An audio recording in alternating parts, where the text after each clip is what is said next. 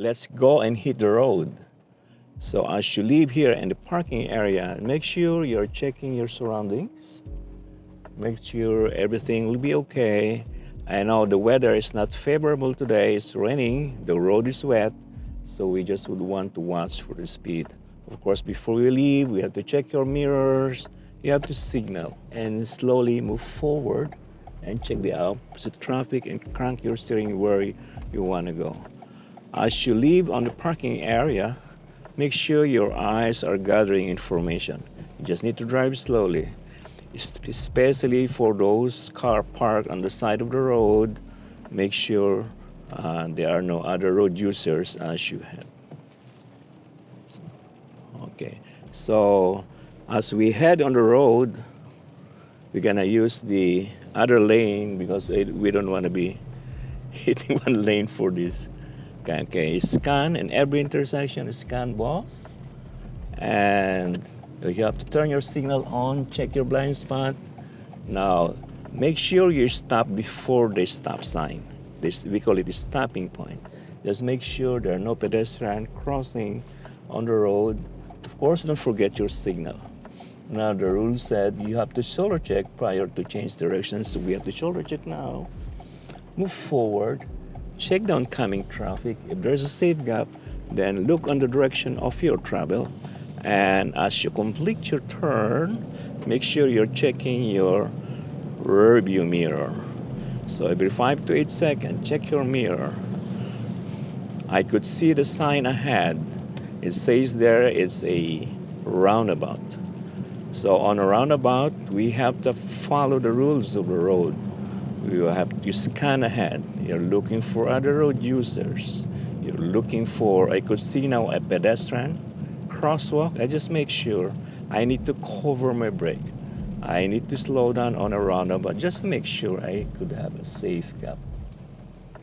Of course, yield on the oncoming car on the roundabout. Make sure everything will be okay. Then press the gas gently. As you go around, you keep your eyes moving, look far down ahead. And of course, as you get out on a roundabout, signal right.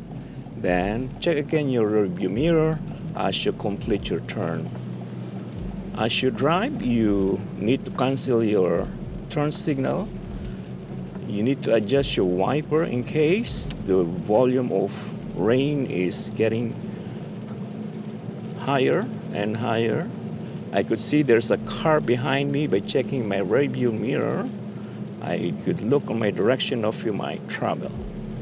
I just make sure that I have to be aware on the surroundings of my car, maybe behind, in front, by making the 360. Don't forget to include also your speedometer to scan quick. Just look few seconds, time to time, so that you don't want to be charged with overspeeding especially during the road test. I could see the light is still green, but to make sure I need to cover my brake so that I could be able to respond accordingly. Now, when your examiner tell you to change one lane to your left, check your mirror, signal, and shoulder check before the turn. Make sure you're not hitting the solid white as you approach an intersection because it's a no-no during the road test. As I press my brake, I keep on checking my rear view mirror to make sure that the car behind me responds. Now for my stopping position, I make sure that I do have to barely see the ground before the tire. So check turning left, signal shoulder check, scan the opposite, clear, and accelerate. And after you complete your turn, make sure you're checking your rear view mirror. Now, let's see if we could be able to change one lane to my right.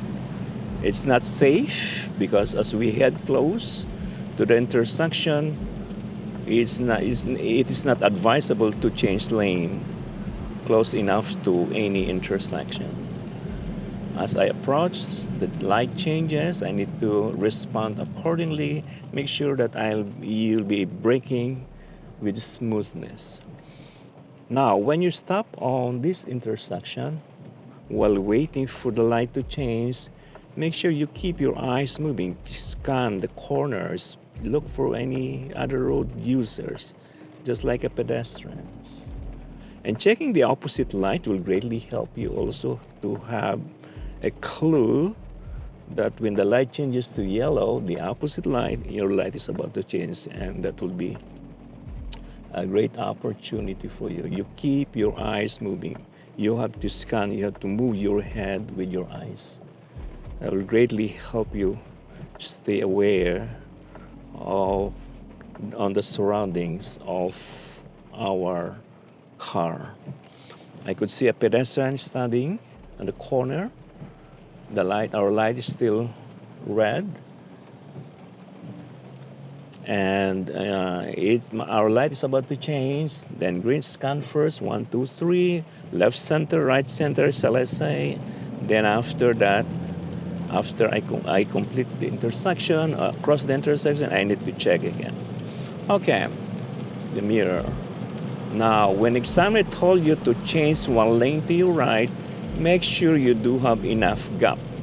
So I could see enough gap on my right. I check my mirror signal, shoulder check, and change one lane. And again, check my rear view mirror after I complete my lane change.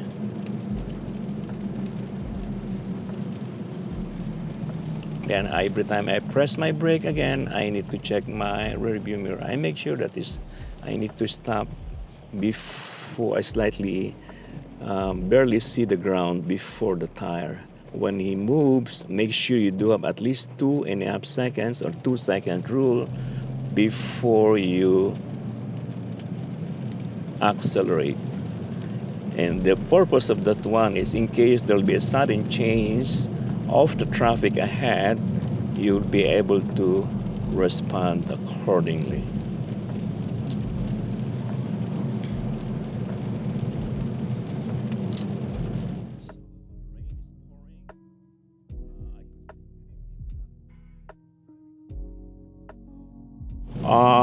Okay, to give you a hint or tips for driving in the rain, you have to keep your following distance on the car in front of you.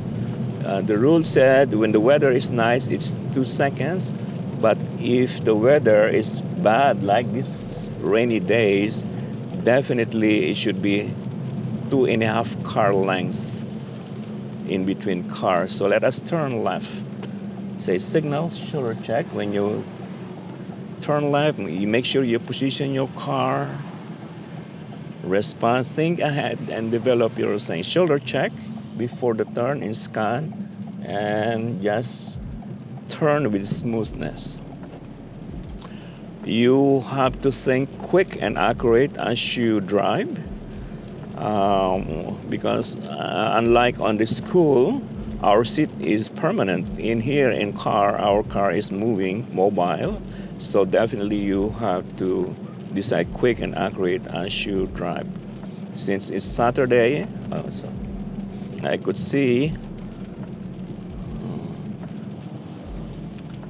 yeah, this is on regular days. We do have to follow the 30 zone signs, especially in the school zone areas. Scan on pedestrian crosswalk.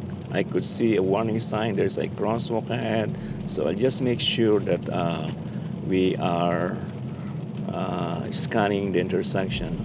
Additional tip for the weather, since visibility is a problem, make sure your windshield is clear. Make sure your mirrors are well cleaned enough, and of course your defroster is well functional today.